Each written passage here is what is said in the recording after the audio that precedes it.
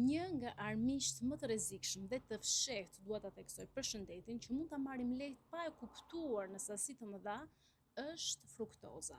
Fruktoza është një lloj sheqeri, një monosaharid i ngjashëm me glukozën për shembull, por që ka ndryshime të mëdha të cilat kanë implikacione për shëndetin. Sepse ndryshe nga glukoza është ai sheqeri kryesor që ne masim në gjak për shembull kur duam të diagnostikojmë diabetin.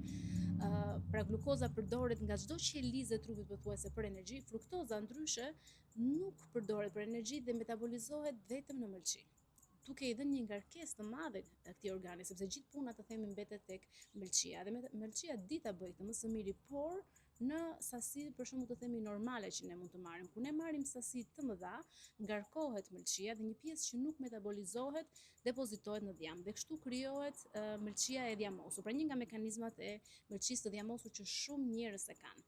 Dhe kur krijohet mëlçia e dhjamosur, ajo që ndodh është që ne kur ne marrim për shembull karbohidrate të tjera, sheqerna të tjera, për shembull glukoza, rritet insulina dhe roli kryesor i insulinës është që të përdoret pra glukoza brenda në qeliza.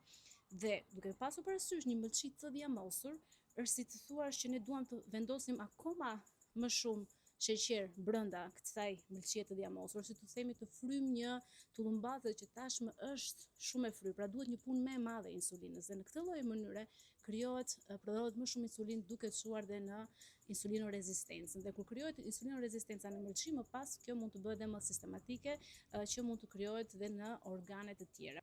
Dhe ndoshta ju jeni duke pyetur për fruktoza, a gjendet tek frutat? Atëherë frutat janë të dëmshme, a duhet i konsumojmë? Dhe është e vërtetë që po, fruktoza gjendet tek frutat, madje fruktoza gjendet edhe tek mjalti në një sasi më të madhe se frutat, por duhet kemi parasysh që ka diçka shumë të rëndësishme midis frutave, mjaltit, pra ushqimeve natyrale dhe atyre të procesuara me fruktozë të shtuar.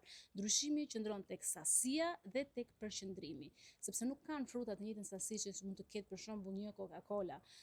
Gjithashtu është dhe përqendrimi, sepse frutat për shembull edhe mjalti këtu vijnë si paketa, nuk vjen vetëm fruktoza, po vijnë edhe fibrat për shembull tek frutat, substanca bioaktive që kanë mjalti, që kanë frutat, enzima, antioksidant, pra vijnë si paketa, prandaj janë më të shëndetshme.